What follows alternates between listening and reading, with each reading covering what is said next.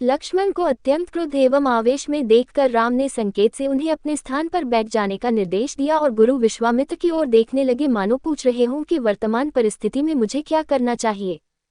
विश्वामित्र ने कहा, वत्स, लक्ष्मण ने सूर्यकुल की जिस मर्यादा एवं गौरव वर्णन किया है वह सत्य है। अब तुम धनुष पर प्रत्यंचा चढ़ाकर लक्ष्मण के वचन को सिद्ध करके दिखाओ। गुरु की आज्ञा पाकर रामचंद्र मंद गति से पग बढ़ाते हुए शिव जी के धनुष के पास पहुंचे। राम को धनुष की ओर जाते देख सीता और उनकी सखियां तथा जनकपुरी के समस्त दर्शक अत्यंत प्रसन्न हुए, किंतु उनकी प्रसन्नता को संशय ने घेर लिया। वे सोचने लगे कि जब विश्वविख्यात शक्तिशाली राजा और राजकुमार इस शिव जी के धनुष को हिला नहीं सके तो राम जैसे सुकुमार किशोर पिनाक की प्रत्यंचा चढ़ाने में कैसे सफल हो सकेंगे। सीता भी मन ही मन परमात्मा से प्रार्थना करने लगी कि हे सर्वशक्तिमान, इन्हें इनके उद्देश्य में सफलता प्रदान करने की दया कीजिए। मेरा हृदय भी इनकी ओर आकर्षित हो गया है, अतः इसकी लाज भी आपको ही रखनी है। हे प्रभु, आप अपनी अद्भुत शक्ति से इस धनुष को इतना हल्का कर दीजिए कि यह सरलता से उनके द्वारा उठाया जा सके। धनुष के पास पहुंचकर राम ने धनुष को बीच से पकड़कर सरलता के साथ उठा लिया और खेल ही खेल में उस पर प्रत्यंचा चढ़ा दी।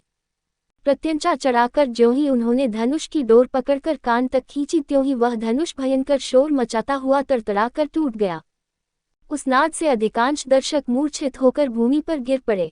सिर्फ विश्वामित्र, राजा जनक, राम, लक्ष्मण आदि कुछ ही ऐसे लोग थे जिन पर इस भयंकर स्थिति का कोई प्रभाव नहीं पड़ा। कुछ काल पश्चात जब सबकी मूर्छा दूर हुई तो वे राम की सराहना करने लगे। धनुष भंग हो जाने पर राजा जनक ने विश्वामित्र से कहा, मुनिवर, मेरी प्रतिज्ञा पूर्ण हुई, इसलिए अब मैं सीता का विवाह रामचंद्र के साथ करना चाहता हूँ। मुझे अपने मंत्रियों और पुरोहित को विवाह का संदेश लेकर महाराजा दशरथ के पास अयोध्या भेजने की आज्ञा दें। विश्वामित्र प्रसन्न होकर बोले, राजन, आपका ऐसा ही करना ही उचित है। अपने मंत्रियों को ये भी आदेश दे दे कि वे राजा दशरथ को संदेश दे दे कि दोनों राजकुमार कुशलपूर्वक यहाँ पहुँच गए हैं। विश्वामित्र के वचनों से संतुष्ट होकर मिथिलापति जनक ने सीता को बुलवाया। वे अपनी सखियों के साथ हाथ में वरमाला लिए मंथर गति से लजाती हुई वहां आईं जहां धनुष को तोड़ने के पश्चात श्री रामचंद्र खड़े थे।